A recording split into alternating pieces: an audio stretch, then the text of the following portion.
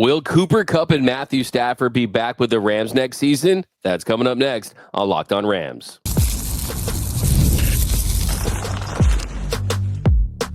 You are Locked On Rams, your daily Los Angeles Rams podcast. Part of the Locked On Podcast Network, your team every day.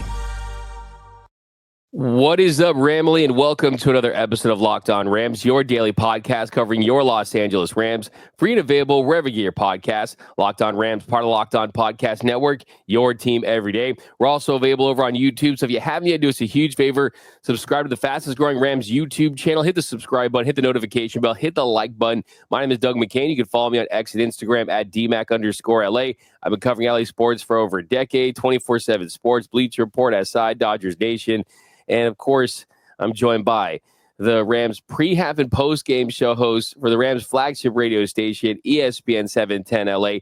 He'll be heading into his 10th season covering your Los Angeles Rams because the 9th season is over. The People's Champ, Mr. Travis Rogers. You can follow him on X at Travis Rogers. And on today's episode, we will talk about the end of the Rams season. Is it disappointing? Did they overachieve based on the situation they were in? And also, Cooper Kupp's future, Matthew Stafford's future. Will both those guys be back with the Rams?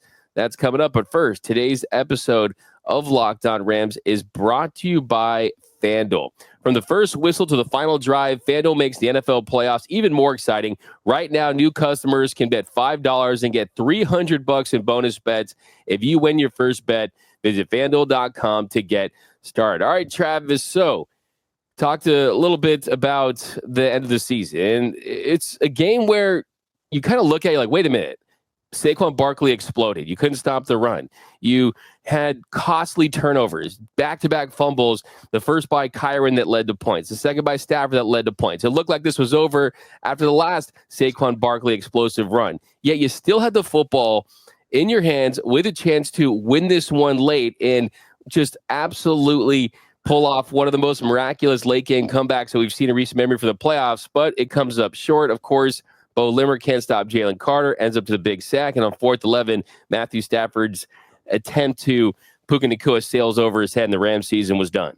Yeah, it's there's so much in that. The Saquon thing that you mentioned, I think for me was the biggest takeaway because they just did not have an answer for him. You know, they played him twice. He ran for 460 yards and 4 touchdowns. Yeah. I mean, the shortest of those 4 touchdown runs, let me say this again, Doug, the shortest of the 4 touchdown runs was 62 yards long. That was the short one.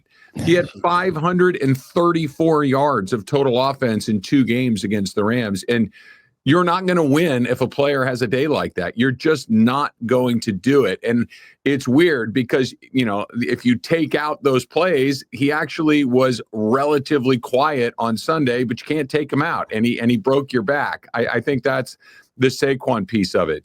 I've still, you know, here we are on Wednesday, and I'm still struggling to put my finger on exactly how I feel about this season. You can pick from a wide variety of things. I think that ultimately it was successful. You got to the final 8, you got to the divisional round, you had a chance to win, and you came up a little short against a really good team on the road. I don't think that there's any shame in that.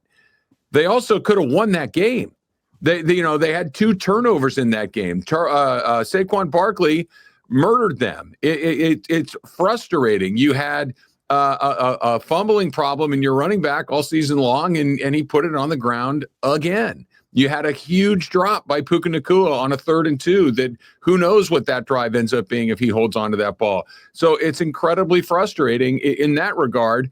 But I ultimately land on, if you would have told me at the beginning of the season they're going to get to the divisional round of the playoffs, I think that's a success. If you would have told me at 1-4 that they were going to get to the divisional round of playoffs, I would have thought you're on drugs.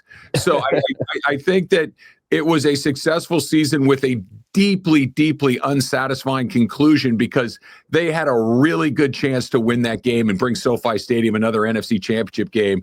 And that ultimately is kind of hard to just bat aside and say, yeah, everything's great when you got that close to having an opportunity to go back to the Super Bowl. Yeah, and that's where I struggle with it too, is all the stuff you laid out. Is that, yes, the way that this season turned out based on the low point that it was at, there's no way you can frame it as anything other than a success because of them defying the odds and even winning the division and even winning a playoff game. Yeah. But it's such a kind of the conundrum there is this. I mean, like you point out, I mean, Saquon Barkley ran for over 200 yards. He had a 68-yard touchdown. He had a 78-yard touchdown. He absolutely exploded, and that was something they needed to stop. But still, I mean, you had 4:36 left in the game, and it felt like a nail in the coffin after that 78-yard touchdown. The Eagles go up 28-15, but I think that the final kind of 4 minutes epitomized what the Rams were this season, where they're going to fight back. They're going to fight to the bitter end. They're going to get off the mat. And then the Rams go on a 10-play drive. Colby Parkinson makes the touchdown catch, and then they get the stop, and the Rams, they get the ball back just over 2 minutes, 28-22. You get 37-yard, great, fantastic grab by Puka Nacua. And then what really hurts you, I mean, you're at the 21-yard line, under 2 minutes to play, and then that drive stalls. And the way I just kind of look at it is if you look at the all-22, like Dan Orlovsky pointed out, I mean, if you are able to block Jalen Carter, Tyler Higbee was going to make that catch inside the 5 and probably go in the end zone. So that's kind of nightmare fuel for me. But I will kind of, yes, there's no way that you can say that this season was a disappointment if you're basing that on the expectations that the pundits, that the experts had for this team. I'm basing my expectations on what this team thinks of itself, like guys like Matthew Stafford and Sean McVay. And I think if you ask these guys, they don't care that people have them picked to win last in the division. They don't care that people said they were going to be a high draft team 5 games into the season. They fully expected to win this football game in Philly. Says a lot about where this organization is. And to me, I just look at it as like, man, you had the Commanders knock off the Lions, and Commanders wouldn't be an easy team to beat with a hot rookie quarterback in Jaden Daniels. But there's a universe, Travis, where they find a way to win that game. It goes down as one of the best Rams comebacks ever. And they beat the Commanders. And just like we saw in the Kurt Warner era, it's an improbable run to the Super Bowl. It's kind of what this organization does. It would have been a 3rd Super Bowl appearance if it breaks like you just described, Doug, in the 8 years that Sean McVay has been here, which is just bananas. And you don't have to squint too hard to see the path that you just laid out. A couple of things. You said it. When they got the ball back with about 2 minutes to go and 6 points behind, Sean McVay said it after the game. I didn't see that game ending any way other than 29-28. And a lot of times that feels like coach speak, but I agree with him. I really thought they were going to win. It just felt like the momentum was happening. The Eagles, bad things happen to the Eagles. That's kind of their history. That's kind of their fortune. And so it felt like to me that it was headed that way. I know we're going to get into Matthew Stafford a little bit later on in the podcast, but I think, the future of this team with him changed in that game. I think that it became very clear that this team is a defensive first team, despite Saquon doing what he's doing. And I think it's just as clear as a bell that the window that we thought was Aaron Donald, the window that we thought was Matthew Stafford, while those guys are great players, they're Hall of Fame players, no question about it. The window is Sean McVay, that if you have Sean McVay on your team, if you have him setting your culture, if you have him coaching your players, if you having him setting the tone, you're almost always going to be pretty good. And if you get things that break your way, you can be very good, because a lot of stuff didn't break their way. And here we are talking about a team that had a chance to host the NFC Championship, and a lot went wrong for this team, and they were still in a position to be incredibly successful. And I think the credit goes to Sean McVay and Les Snead and Kevin Demoff and all the people involved in the Rams brass, because I think most teams at 1-4 and where this team was would have chosen a different path. Sean McVay wouldn't let that happen, and they finished a very successful season, unfortunately, in a disappointing way. Yeah, absolutely. I think that as time goes on, you process this, then you look at where this team's roster's at, the cap space, and everything they achieve. You kind of feel good about it. But I will say, Travis, that look, I mean, I get paid to talk about football, not as much as you for sure, but I mean, you get paid to talk about it, so it's a little different now. But this game kind of made me put my fan hat back on, especially late in this one. I mean, I'm dropping F-bombs in front of my 2-year-old. You know what I mean? Like, I'm doing stuff that I hadn't done years, trying to get this comeback, and it just feels like, man, like you just let one slip away. But I think one thing we knew about in this game, and one thing that was very obvious, was that there was one veteran that looked like he still had it in Matthew Stafford, and one veteran, Cooper Kupp, that looks like he wasn't the same guy.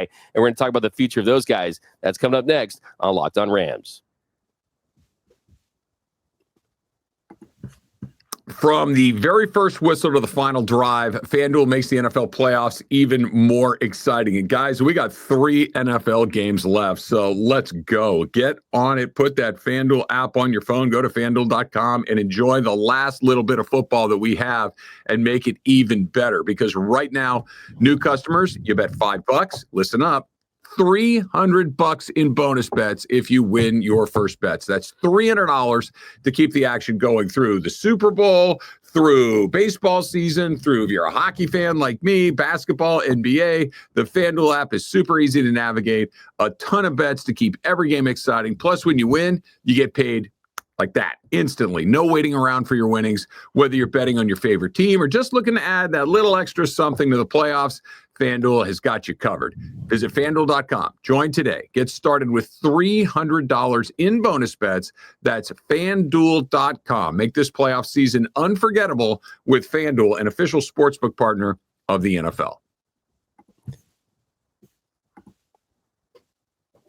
And we are off and running here on Locked On Rams. Thank you for making Locked On Rams your first listen every single weekday.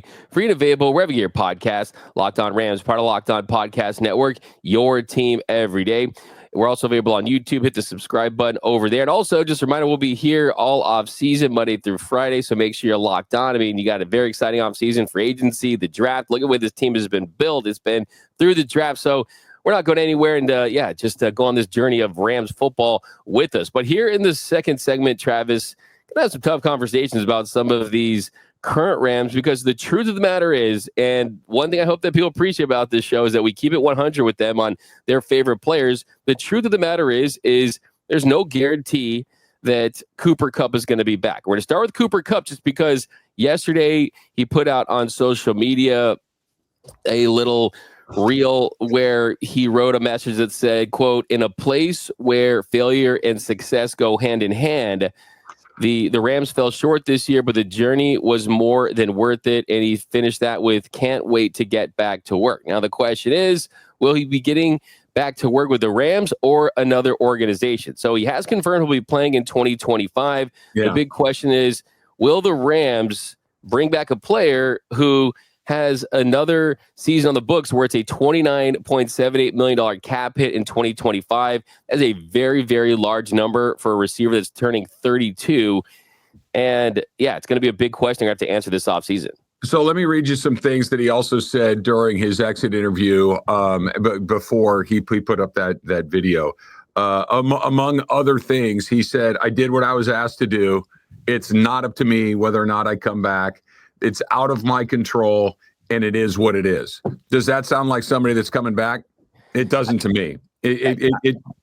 When you drop the it is, I hate the "it is what it is." That's a pet peeve. I scream. My mom says it all the time. I hate the "is what it is." And that's always kind of passive aggressive, you know? Yeah, that sounds to me like somebody who feels like there's at least a pretty good chance that they're going to be on another team. He said, I'm going to play football next year. I just don't know where it's going to be. We saw him say earlier when his name came up in trade speculation that, I'm going to be where my feet are. That's another weird way of doing it. And look, let's just put it out there. He wasn't very good this year. He wasn't. And especially he wasn't very good relative to what we've seen him be previously. The Triple Crown winner, the Super Bowl MVP. Look, he's not the Rams player of the return to Los Angeles. That's still Aaron Donald, and Matthew Stafford is making a case to be a close second, but he's on the short list.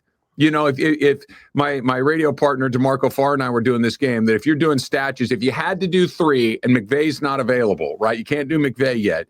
It's Aaron Donald, and who are the next 2? You could say Andrew Whitworth, you could say Matthew Stafford, but Cooper Kupp's name is coming up, and I wouldn't be surprised if he's the next guy. That's it. So I say all of this as a way to kind of set the table for saying, this is not to be disrespectful to his contributions to this team. He wasn't very good this year. He just wasn't. And I know that football people will tell you, hey, he does more than just catch passes. He does more than get in the end zone. He blocks. He owes the run game. He does this. He does that. Cool. He used to do all that stuff and catch a bunch of passes. He used to do all that stuff and get into the end zone. He used to do all that stuff and be a primary target for an offense. The guy, like you just said, Doug, is sucking up $30 million of cap space. For a player that's giving you that kind of production, it's just not tenable. Now, ideally, hopefully he agrees to a deal to take, a restructured deal for a lot less money, give the Rams some flexibility to go spend that money elsewhere. And if he doesn't want to do that, then I think it's inevitable that he's going to be on another team next year. There's just, I can't get to a place where I see Cooper Kupp on this team at that price next year. I hope he's back. He certainly has value, but the value is not anywhere near what the price tag is right now. And this is a brutal, brutal business, and the Rams conduct business. And I think they will conduct business in that regard. If he does a better deal for the team, I think there's a chance he's back. If he insists on getting what his contract says, he's not going to be here. It's just as simple as that. Yeah, that's the big question. I mean, the cup's not empty, but it's far from full right now for him. And I think if you're Cooper Kupp, you said you obviously want to be back in LA. You don't know what that's going to look like. Well, is it a extremely team-friendly discount, or are there other teams out there that think that they can get you closer to what you were back like in 2021? I mean, there was a lot of reports that he was going to be traded at the deadline. The Kansas City Chiefs were interested in him. So do other teams think they can fix him? Maybe there's a Patriots player that was trying to recruit him. Yeah, I let's go back to that trade deadline thing for a second, because I think there's some information in that's meaningful to where we are right now. He clearly was on the trade deadline or the trade block. He clearly was not thrilled with the prospect of maybe being traded. And we could argue whether or not the Rams were asking too high of a price to trade him away and what they wanted in return, whether it was a second-round pick or whatever. I mean, we've seen wide receivers move, and they move for fifth, sixth-round picks. And the Rams may not have wanted to do it at that price, but I just wonder what the demand for him actually was. And I think that has a great deal to do with what we're talking about right now, that what are you actually getting? He's a name. He is a formerly great player. He is currently a good player. He is currently a useful player. But at that price, it's just, I think the league let you know what they think of him at this point. And that is no, I don't need that at that. I'm not giving you a massive asset to try and acquire an aging player. And then, of course, I think that this is something we'll talk about over the next weeks and months. The Rams have to get more explosive offensively. That defense is in really good hands moving forward. You have a really good quarterback. You have a running back, despite the fumbles, that is at least useful. You got Blake Corum coming back for a second year. Clearly, Puka Nacua is a high-level player in this league. But they lack explosivity. They got to find a way to get better at that, and Cooper Kupp is not that. See, that's the number one thing for me. It's putting together a roster that has the best chance of winning a Super Bowl if they bring back Matthew Stafford. And as you point out, they need more explosive players to complement Puka Nacua on offense. And let's not forget, this is a Rams team that did show interest in Mike Evans in the offseason. So they have told us they want another receiver. There was some talk that they were interested in going after Rome Odunze out of Washington before he was drafted from the Bears. So clearly they had already realized that they had struck on Puka Nacua, but still wanted to add another weapon, knowing you still had Cooper Kupp under contract. And look, at the end of the day, this is a performance-based business, and this team is not concerned with winning early in the year. They showed us that this year, right? Where they went 1-4. They're focused on winning when it matters most, and his production declines towards the end. His final 5 games of the season, including the playoffs, he caught 10 passes for 143 yards, had no touchdowns. His best game was a 5-catch, 61-yard game in the divisional round. That was his best performance since week 14. And it was the only game where he had at least 4 catches and more than 29 yards since the win over the Bills back in December. So there's that. The production hasn't been there. And look, you can't guarantee his health is going to be there. He's playing just 32 the Rams' last 49 games. So you add all these things up, and it's really just a matter of, hey, are we keeping a guy because of what he did for us in the past? And I think there is room for that if there's other guys on the roster that can make up for that. See Clayton Kershaw, right? Right.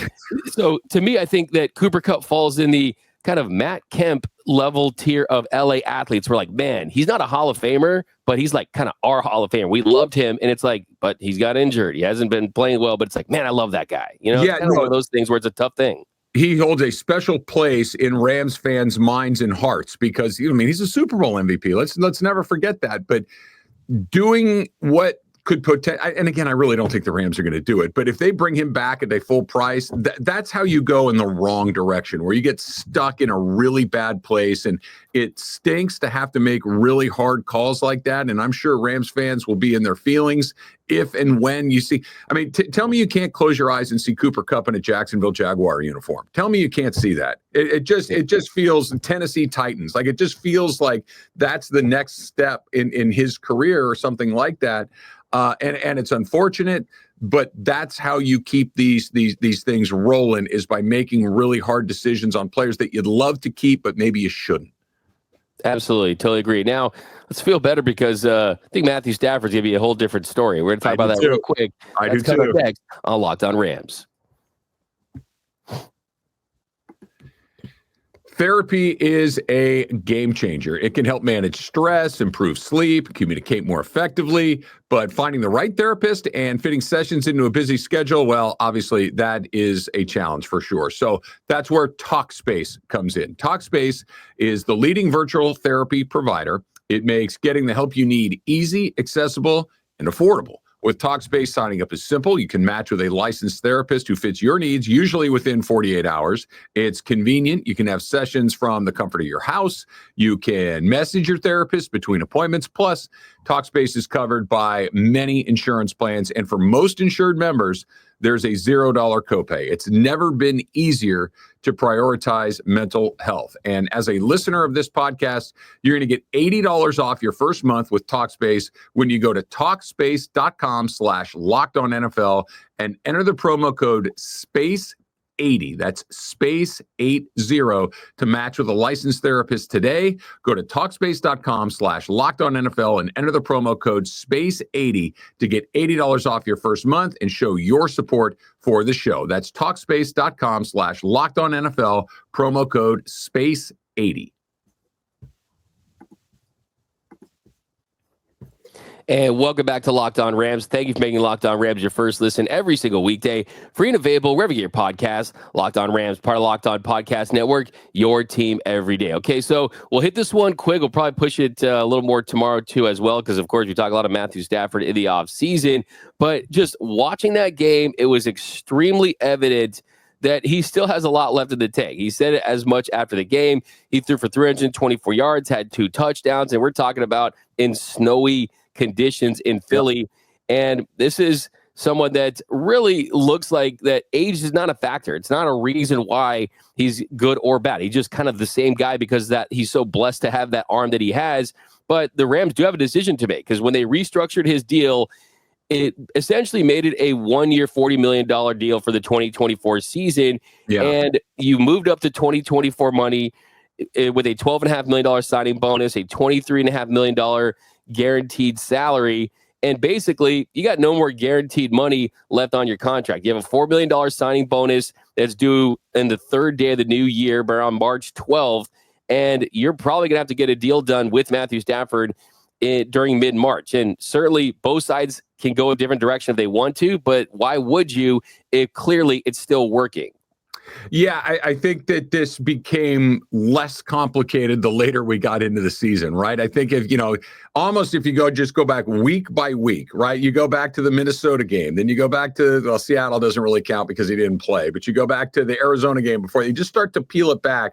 I think each game we went back, there would be less certainty that he was going to come back. But as we got closer to this and we saw him play, we saw what he brings, it felt like more and more, you know what, I think they got to find a way to work this out. And I think it's, like you mentioned, Doug, it's in everybody's best interest to run that back at least one more year. Like you said, he's still got it. Right now, there's a risk. He'll be 37 next year. He'll be, in his 17th season. And we've seen it happen before where all of a sudden a guy who looked great doesn't. So there is a little bit of risk there, but I'm with you. I'm with him. I think that he's still got a lot of football left. Here's the other part. they're not going to get better at that position if he's not here. There is no quarterback that's going to be available to them that is a better player than Matthew Stafford. So if you decide that he's going to go somewhere else, you've made the decision to get worse at the most important position on the field, which I think is unlikely for them to do. And this isn't, had they gone, 7-10, then maybe say, look, we got to kick the can down the road. We're going to have to do a Jimmy Garoppolo season or two and just kind of start to rebuild this thing. They're close. They're way closer than I think anybody thought that they were going to be. And you can still take another shot. You can go into next season saying a Super Bowl appearance or more isn't a far-fetched idea. They can do that with that quarterback.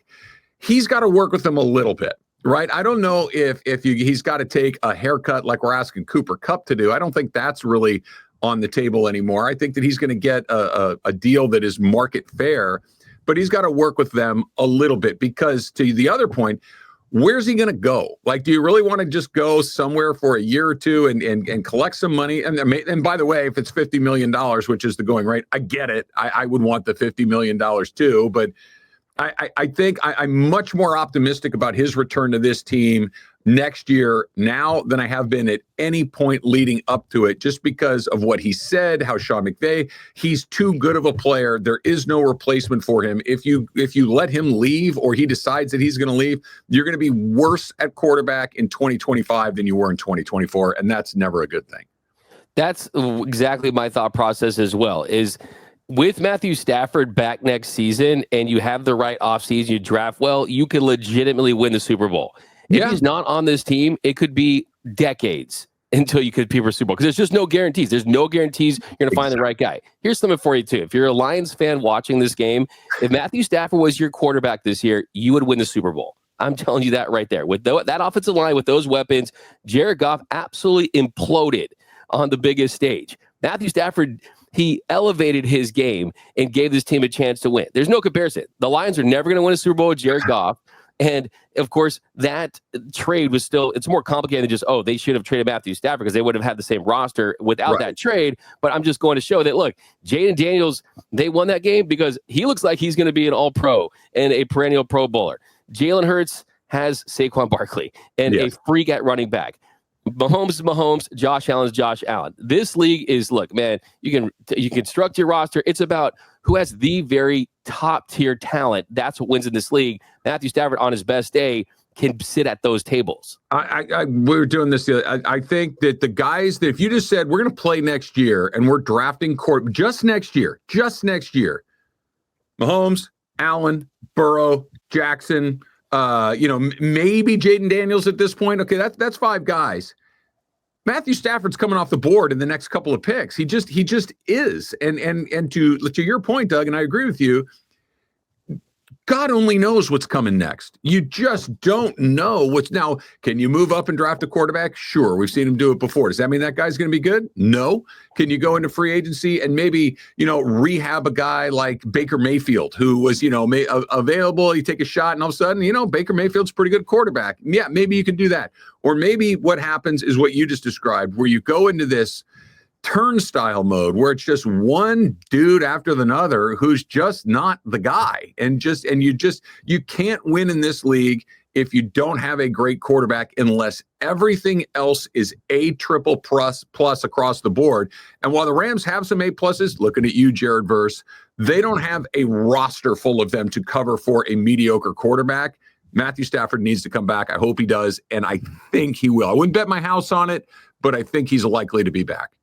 I think they got to bring it back. I don't think Sean McVay would accept anything else. I mean, I'd be shocked if Matthew Stafford wasn't back with the Rams. But that's going to do it for this episode of Locked On Rams. My name is Doug McCain. You can follow me on X and Instagram at DMAC_LA. And you can follow the People's Champ, Mr. Travis Rogers, at Travis Rogers. And until next time, whose house? It's Locked On Rams house.